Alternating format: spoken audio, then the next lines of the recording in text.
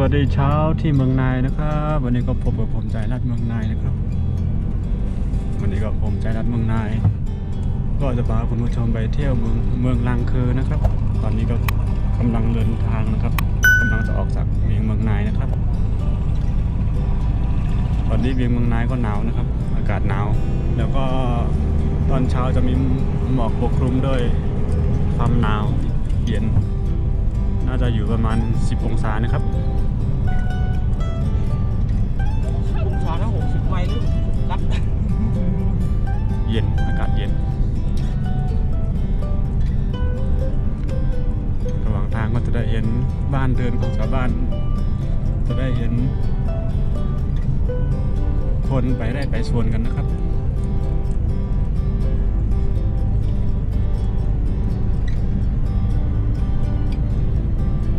ยังไงก็รอติดตามชมนะครับตอนนี้ก็กำลังเดินทางไปลังคือกำลังจะออกจากเวียงเมืองนายนะครับ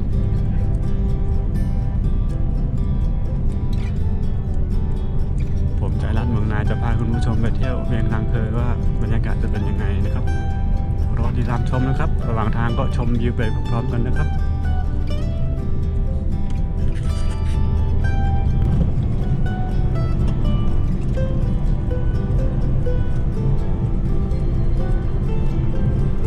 ครับตอนนี้ก็เรามาถึงที่หมู่บ้านวานเฮนะครับตรงนี้เป็นหมู่บ้านวานเฮนะครับมีซ้ำมีชิงกันที่มีลายเลื่อนนะทำไม่ได้เสียชีวิต หมู่บ้านนี้ก็จะมีประมาณ40 กว่าหลังคาเรือนนะครับบรรยากาศดีๆบ้านเฮนะครับตัวนี้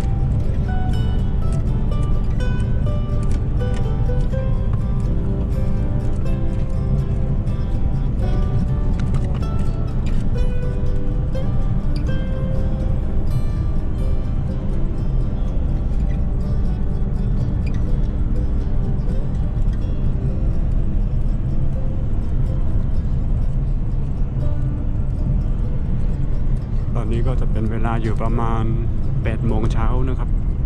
อากาศยังหนาวอยู่บ้านเราที่รัชฉานนี่อากาศหนาวมากนะครับหนาวจัดนะครับตอนเช้านี่หนาวจัด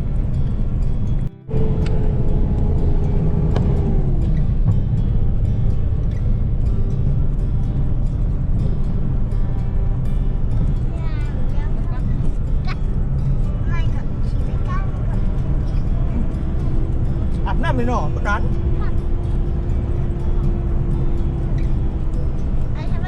การของมือเลย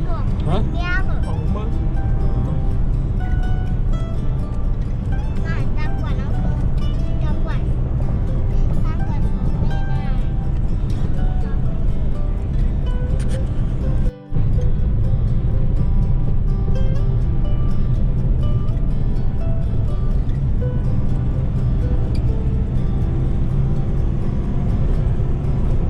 ตอนนี้เราก็มาถึงหมู่บ้านปางเปาแล้วนะครับ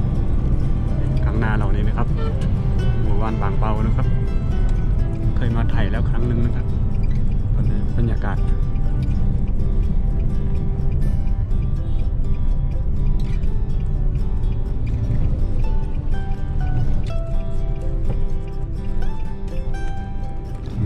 เราแวะปางเปาแป๊บนึงหมักตับลูกของปัน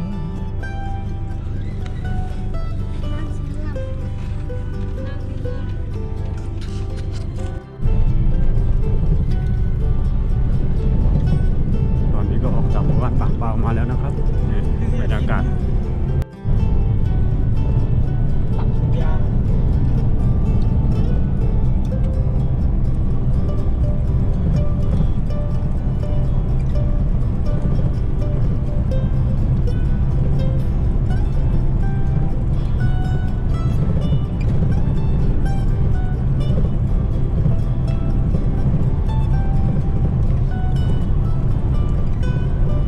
ตึกเหรอ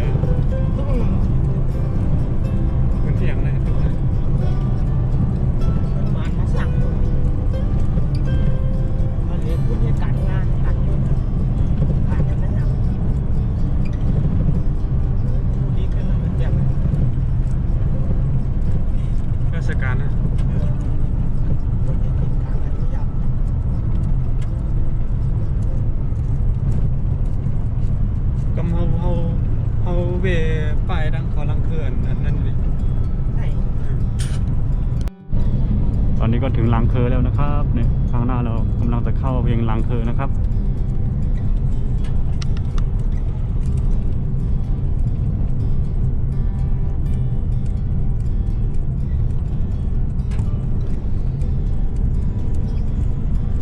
นั่นเหรียญแต่เขาหนังฮอตเทียบก่อนฮอตพูดนั่นดีมาไกลนั่นนะ อืม มันกูบอกแค่เดี๋ยวนี้ที่ตั้งนานเนี่ยนานพันเตรียมเลยนะคือที่เจ็ดของเดี๋ยววันเมืองนี้ใครทำได้มากเอาสูตรของเรา นี่เลยครับลังเคอกำลังจะเข้าเวียงลังเคอแล้วนะครับจากเมืองนายมาลังเคอก็แป๊บเดียวเองนะครับ ไม่ไกลนะครับใกล้ๆเองครับ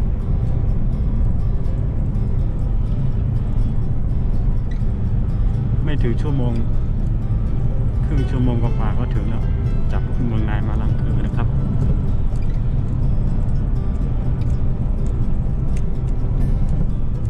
โอเคนะครับเราติดตามชมนะครับเดี๋ยวอีกสักพักหนึ่งก็จะไปไทยในเวียงลังเคอนะครับก็ไป หลุดแก้ไม่แต่ยอดหน้านี้ก็เนี่ย อันโบราณ อย่างเยอะพวกอ่ะ ยอดอีกเว้ย อ๋อ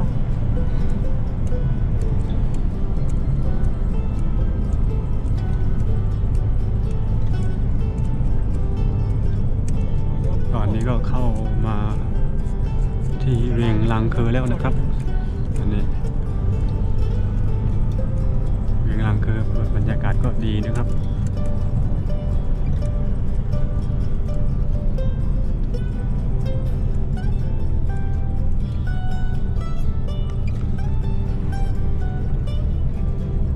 มาคนเหมือนไม่ก็มั่นใจ ใจเขามีรวมอันนั้นเขาคืนนี้เลยรวม ทางนี้จะมีวัดนะครับ ลูกเป็นตัวคืนนี้เลยลาทำไมไม่เลยมันเหมือนไม่รู้ไม่ เปลี่ยน นั่งนับไปมันไม่ได้มีกาดนะนี่มีกาดที่ไหน อยากได้แก่น้ำคือไม่กัดแต่คนนั้นเป็น ว่าวันกัดง่ายรู้ก็คือดีกัดได้ขึ้นกา ตีกับการที่เนี่ย กัดมีให้ ก็เป็นร่างกายเนี่ยคนขึ้นแก่ ก็ขึ้นในขนาด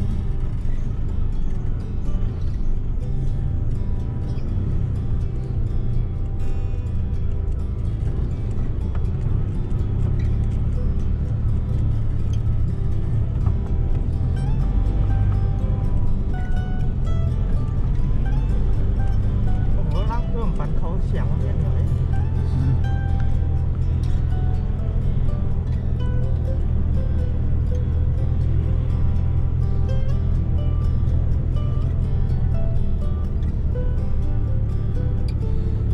สลับบอกอย่างที่กว้างสลับนี่เป็นจิตใช่หรอ อันบ่อยมากครับพี่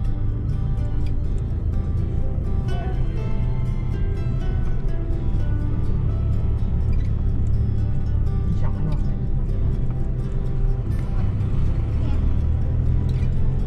อีฉาง นี่เหรอ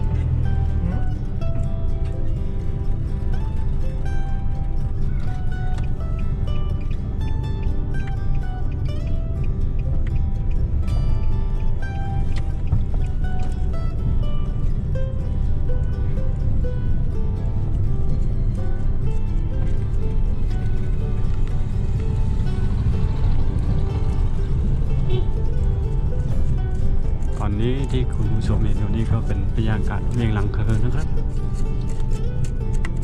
ยินดีต้อนรับเข้าสู่เวียงลังเคอนะครับ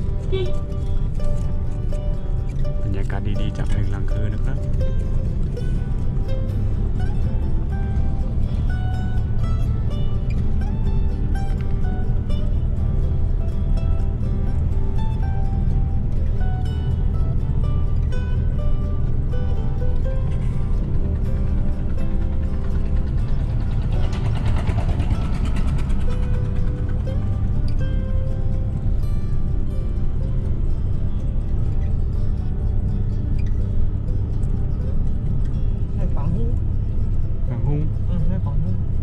างขัวปางวอม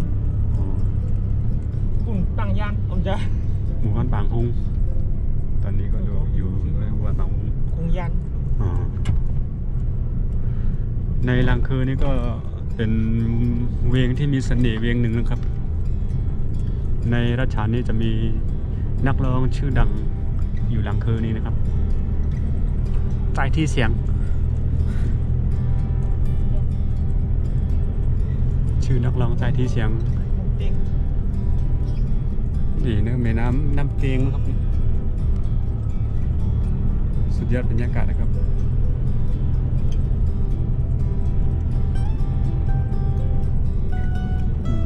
ปีนั่นมาปล่อยถังร้องดีเนี่ย ขนาดโคนน้องหมดเลยเนี่ย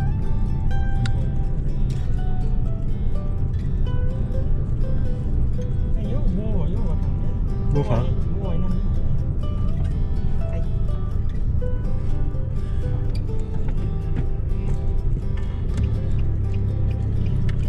มันมีต้นไม้ขนาดใหญ่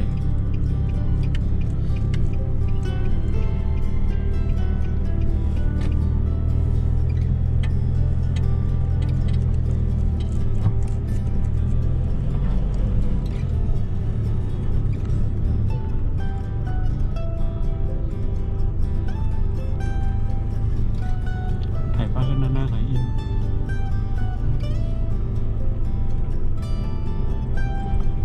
รวมมาดิเลยกล้องแทงเริ่มหมุนกล้อง มีมัวสอง นี่มาถึงแล้วบ้านน้านะครับนี่บ้านน้า ปึ๊ดเลย ของนี่นั่นของขายของ นี่น้าออกมาแล้ว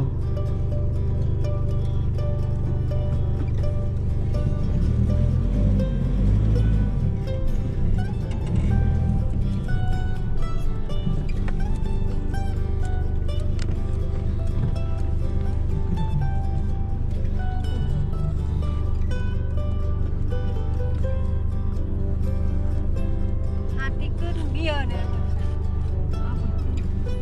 เอาไปขึ้นน้ำขุ่นเนี่ยไปยิ่งค้างโป่ง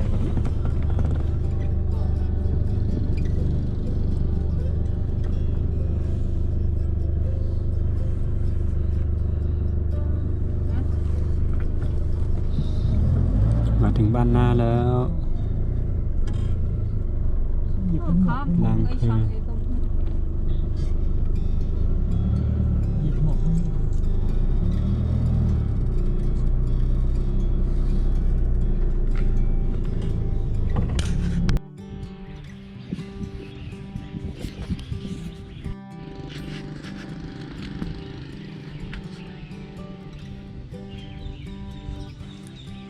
นี่นะครับระหว่างที่คุณผู้ชมกำลังเห็นอยู่นี่ก็เป็นลางคือนะครับเป็นเวียงลางคือนะครับหันมาท่านนี้ส่วนท่านนี้ก็จะเป็นแม่น้ำนะครับแม่น้ำเตียงนี่แม่น้ำเตียงนะครับแม่น้ำขนาดใหญ่เราไปดูแม่น้ำกันก่อน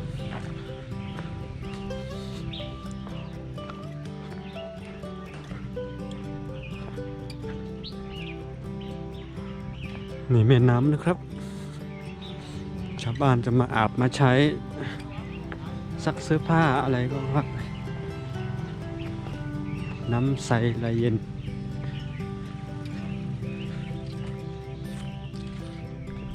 ตอนเย็นจะมีชาวบ้านมาอาบน้ำตรงนี้นะครับน้ำแม่น้ำขนาดใหญ่เลยโอ้สุดยอดบรรยากาศนะครับคุณผู้ชม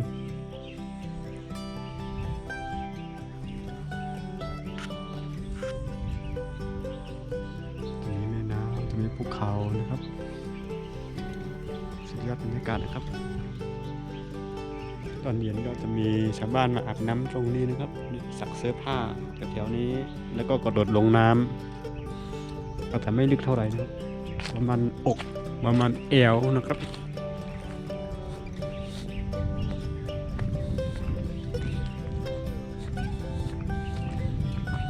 ท่าเรือตรงนี้จะเป็นท่าเรืออาบได้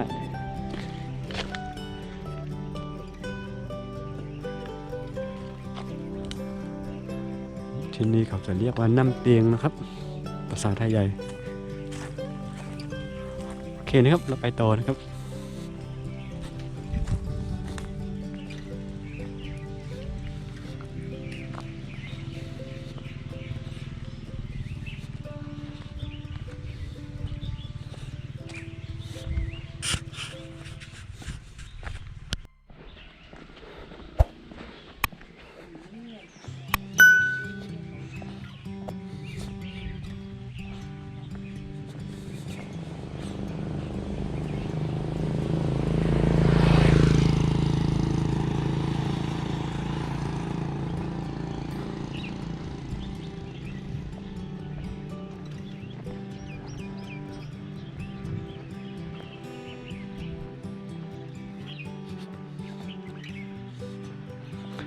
สุดยอดบรรยากาศเวียงลางเคอนะครับอันนี้จะอยู่ตามบ้านเรือนก็จะอยู่ตามฝั่งแม่น้ำเตียงนะครับ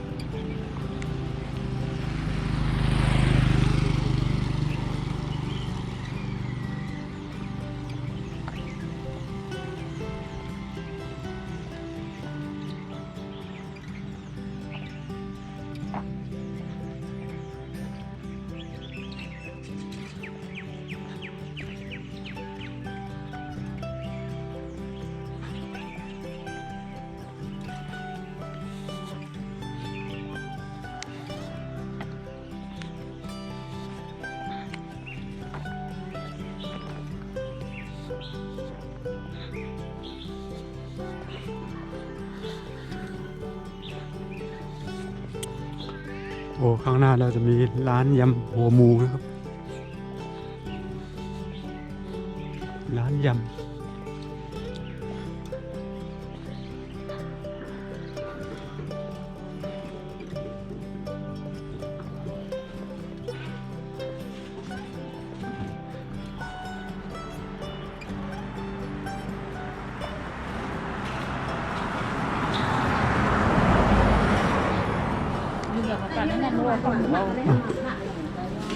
พี่คุยก่อนละ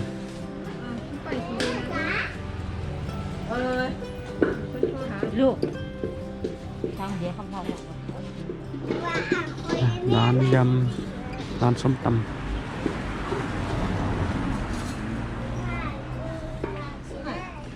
หมักเกี้ยงเลยของความไม่หวาน ใครกินได้แกเขาใส่ถุงมือไว้เขากัดเลย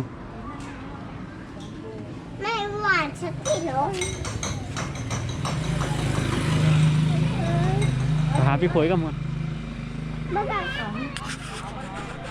โอ้มีที่นั่งด้วยมีกระท็อปมีกระท็อปด้วยกระท็อปลังคือกินอะไรได้ก็ชมแม่น้ำเลยนี่ตุบนะครับเขาเรียกว่าตุบมีคนมานั่งกินโอ้สุดยอดบรรยากาศนะครับคุณผู้ชมนั่งกินอะไรเย็นแล้วก็ชมแม่น้ำข้างล่างจะมีแม่น้ำเตียงนะครับโอ้สุดยอดบรรยากาศนะครับคุณผู้ชม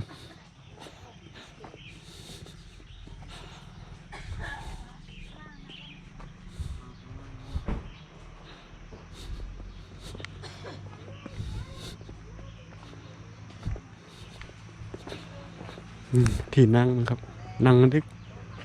นั่งกินของกินเย็น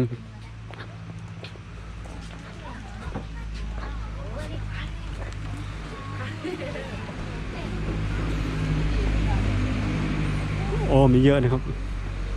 ไปทางนู้นก็มีนะเราไปดูกันนะครับลงไปนี่ก็เป็นแม่น้ำ ลูกจำนำเนาะบันไดอ่ะลูก นี่มีตุบ5 ตุบประมาณ10 กว่าตุบ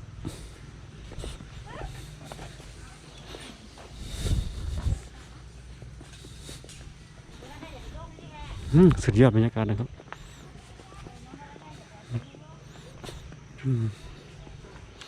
มันนั่งกินเย็นๆนี่เขาที่เลยนะครับสุดยอดสุดยอดเวียงลังคือเวียงลังคือ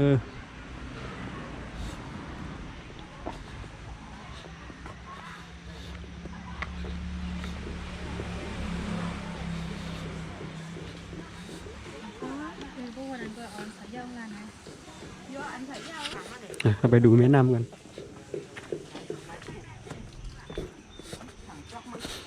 ไปดูแม่น้ำกันอาบน้ำแน่เฮียงอ่ะ ข้าวกุ๊ก กูอย่างกูน้ำอ่ะ ไปหรอ หมอลุยน้ำแน่ กันล่ากันเล่นน้ำเลย ก็แล้ว กันเล่น ก็แล้ว กันเล่นเลย เป็นช่วงซ้อมมั้งเหรอฮะ เล่นน้ โอมเนี่ยใส่แบบ ำแน่ว่าใครนั่งตุบไปขอยว่าใครนั่งตุบเนี่ยมันไม่ตุบ ทุกอย่าง นั่นตุบ มันนั่งตุบนี่ โอ้น้ำใสกิ๊กเลยครับนี่น้ำใสไหลเย็นโอ้กระโดดได้ท่านี้ เคยจะเล่นน้ำนะ ใครเรียนฮะ เล่นเล่น เคยเล่นกับตกลายกับปันกับปากคุมมือลาย โอ้น้ำใสไหลเย็นมากเลย ร้องบอกผม เด็กยิ่งชงก็ตกละเด็กเล่นชงก็ตึงเกิดเล่นน้ำเด็กนี่เราคือเขาคือ เมื่อกับปนเขาเฮ็ดไก่คุ้งเขาไก่คุ้งยัน อืม บางเป็นคุ้มมุก อืม แล้วก็ไก่คุ้มมาในน้ำกระนั้นแห้งนะ อืม ไก่มาในเดียวไปคุ้นยันนะก่อนนั้นเขาเฮ็ดเป็นคูน้องไอ้กินเนื้อนั่น อืม มันขึ้นมาไล่ถึง มีเสียงเนาะไม่นำนะ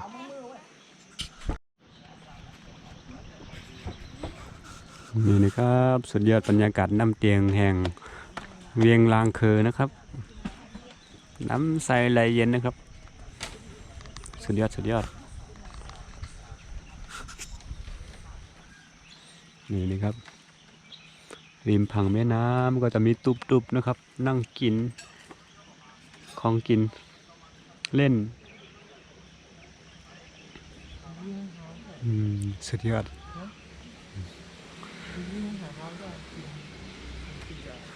ข้างหน้าเราฝั่งนู้นก็จะมีภูเขาขนาดสูงนะครับ ได้ลุง จะมี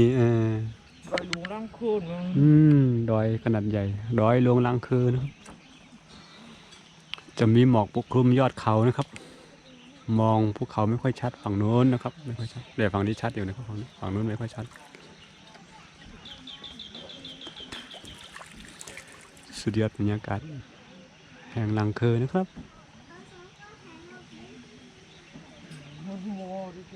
ฝากกดไลค์กดแชร์ให้ผมใจรัดเมืองนายด้วยนะครับ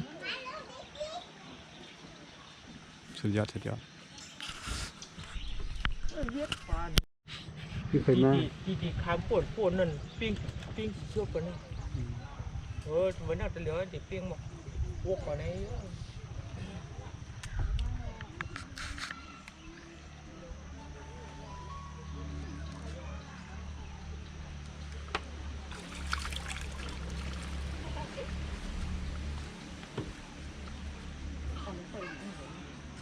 กุดน้ำมึงนอน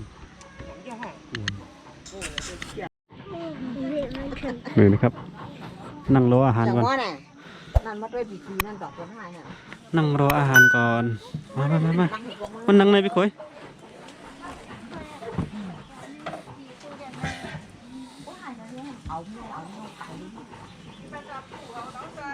อ๋อเลยว่ะ นี่นะครับระหว่างกินอาหารแล้วชมวิวไป ชมวิวแม่น้ำเตียง ได้ดีน้องเอาโคมมาที่มาดี ดี มา มั้ง ตอนนี้ก็รออาหารก่อนนะครับ สั่งใบยำตีนไก่นะครับนี่รอติดตามชมนะครับ หน้าตาจะออกมาเป็นยังไง ว่ามันน่ากินน่าทานขนาดไหนนะครับ รอติดตามชมนะครับ ระหว่างรอของกินก็ชมวิวน้ำเตียงข้างหลังผมไปก่อนนะครับ บ้านละคืน ถ่ายพาย ไข่ก้นทางนี้ก็ กาก็ เอ้ยมามือชูโปมีวะวะป้าก็ยาวมากขนาดตรงนี้อยู่บนรถยามิวอย่างไรนั่นโยมันชื่อไงเอาผงมัวนะเห็นลุงนั่นเถอบ้านเหนือมาไงนั่นลุงนั่นมีนั่นเถอเหนือว่ะทักเหนือนั่นเหนือบ้านเหนือมานั่น เนี่ยมัน บ้านหลังนี้เนาะ มาแล้วนะครับ ของที่สั่ง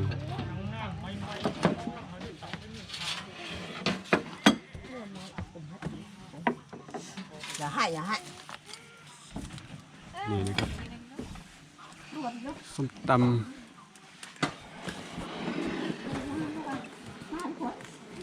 ยำนะครับยำหรือส้มตำ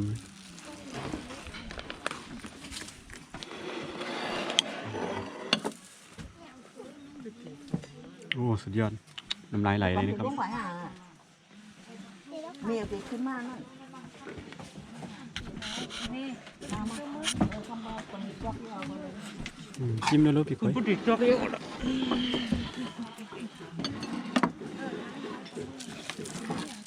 ตำหนักพูด มาลูก ตำหนักไม่พอมาในดูมาใน สามคนนั้นบางผีคุย เอาถือว่าคุณกำก่อนขึ้น ก็มาได้กับชิว đó mặc ẩn tiên hả มัก ต้องหวานนะคุยต้องหวาน เอาคนจะกินเนื้อเหมือนหัว mó lục mó nha เนี่ยจิ้มไป จิ้มเลย ขอบกับกินเนื้อ cái khối hơi mặc ẩn tiên này nè là luôn mặc ẩn tiên ก็เหมือนส้มตำนั่นแหละอืม ปวดลงในน้ำเกลืออยู่ สุดยอ nó ด mà mó ăn đi เหนียว แค่ก็ ลองชิมดูลองชิมดู nè nè nè nè đây này น้ำลายไหลนะ dạ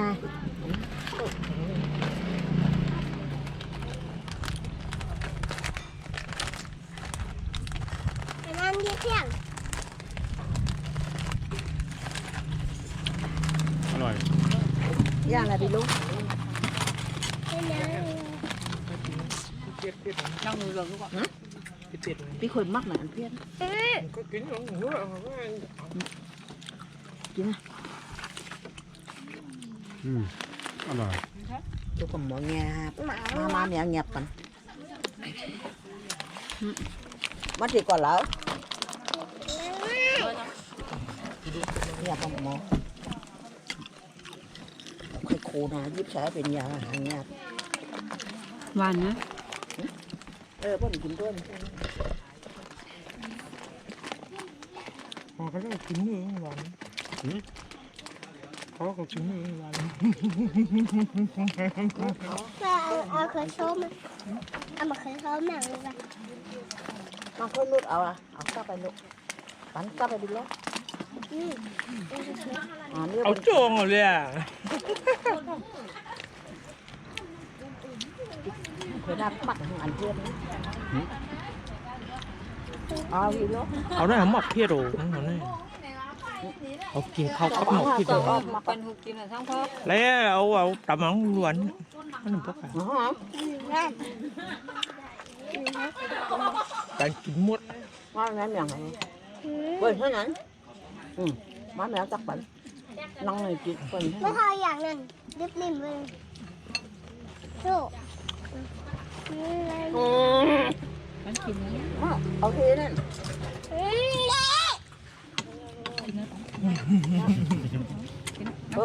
ở anh này nè อันนี้ฮะ ปักฟักหัวเว้ยมันหวานมันกินใช่ไหม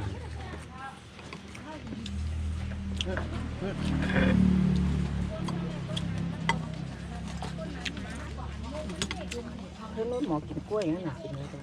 เมียวเมียว คนเขินงำปลาลางก็ให้มันชอบ ใช่เหรอฮะ nè ก้นนั้นสุโมเฮ็ด ตัวอะไรนี่ con mình nó cầm vào này nó cắtแดง nó ไข่ đi thôi nè ก็ยังเยอะมากไงไง เอาสุดเลยมันครับ กินไก่หนึ่งกินไก่โจมอ่ะ มันลา คือ เป็น เขา โจมเหมือนกัน จาก มันเหมือนว่า ถึงไก่ที่ซื้อเต็มเลย มาเปิดเขาได้เกลือขงเอาเปิดได้ ทำเอาอันไหนเลี้ยงหลานในมัน เขียนหนันยานกินเอากินในรวมนะจับ เขาอะ ไอ้ใช่เขาคือหอม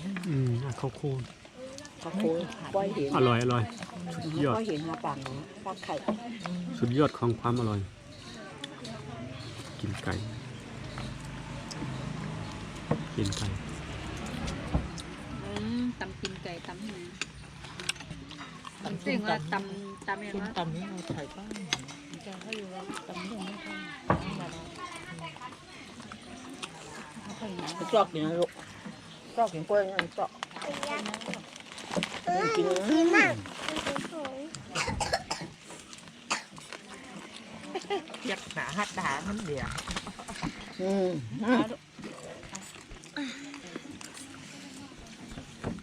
ไปบ้านไปกับป้าดาวพน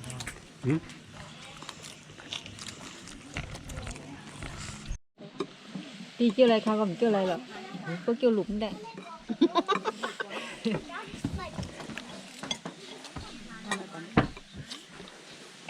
มากินทานมาเพื่อน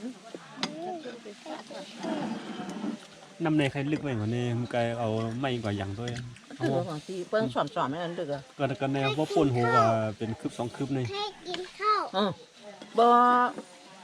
บ่หันแดงๆนั่นดึกว่าสอนได้ดึกอ่ะ เพิ่นกินเพิ่นอาบมันได้กันเนาะกินก่อนนี่ กินแล้วนั่นอาบแล้วนะก็อาบเป็นเจ๊กสำจับ อ๋อ หลวงหัวเปิ้ลกินเงินเจ๊กตามไหน อ๋อ กินนี่ กินนั่นกินเปิ้ลกินนั่นละลายอ่ะ กินน้ำบ้องตุ่ม จ่องหวานมัน ของร้ายน้ำเจียมนะ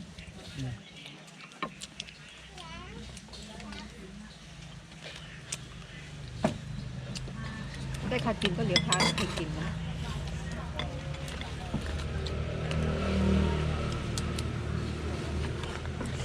ใครมือตำเล่งเลยรู้มือถุงเลย คือจะเป็นจ้าเออดูเถอะเออลูกมัน งาบkhông có bên cạnh ra mà cái không bắt khởi giết mà khởi mà โทษนะ mà chỉ giết ra có chỉ nắp pin nát lắm mặt lắm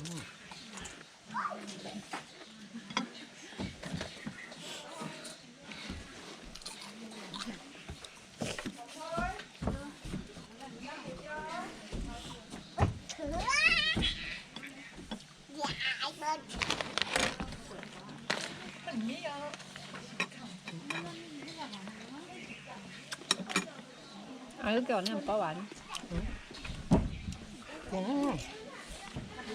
ร้านยูโน่หนูซื้อมากหวาน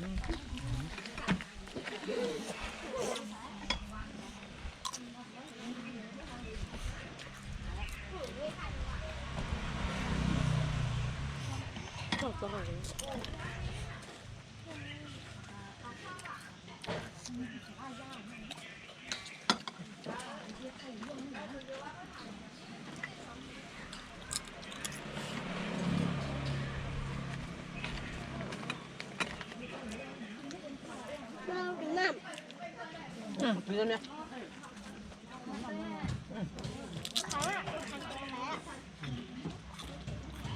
Phần đêm mười mau rồi nè.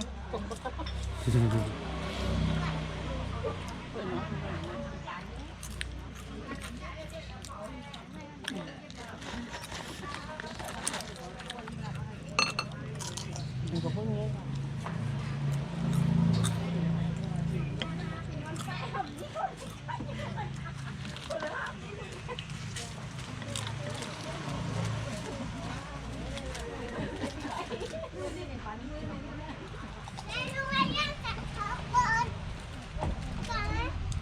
Thật chứ này bọ.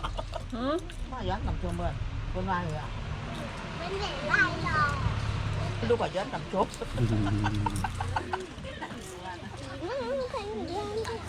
Ơi ơi. Cà tay. ก็จ่ายก้าให้มือห้ามมือเงินพันอยู่เนี่ย anh lấy cái tận á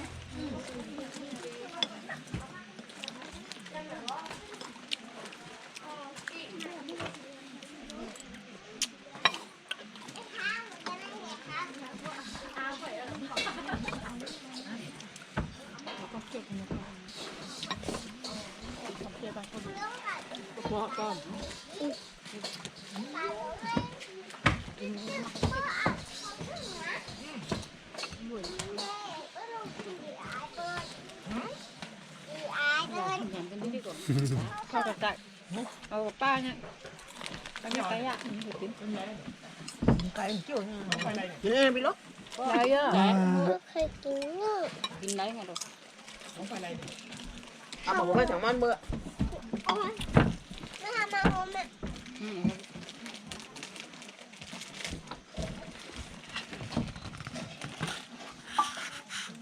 Thế đây mưa nè. โอ้หมดเกลี้ยง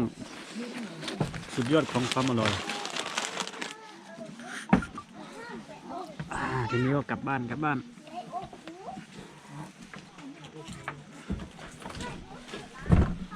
มือเฮือน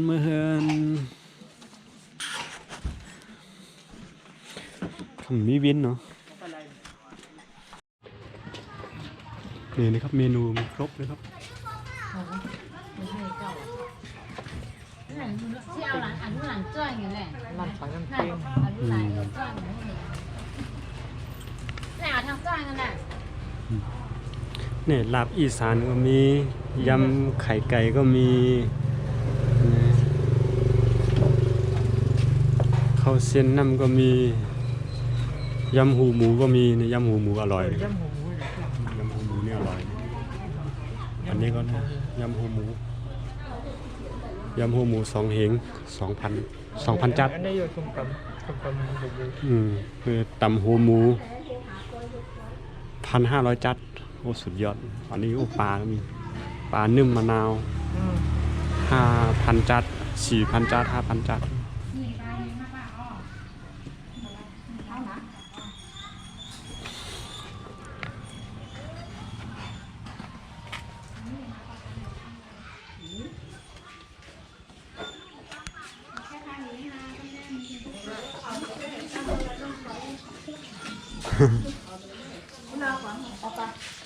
ร้านชื่อดัง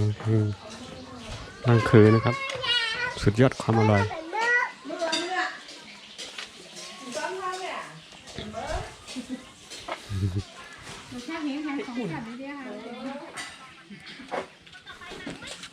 กลับบ้าน โอเคนะครับสำหรับวันนี้ก็ผมจารัตเมืองนาย ขอตัวลาไปก่อนนะครับ ฝากกดไลค์กดแชร์กดติดตามกด Subscribe ให้ผมจารัตเมืองนายด้วยนะครับ สวัสดีครับ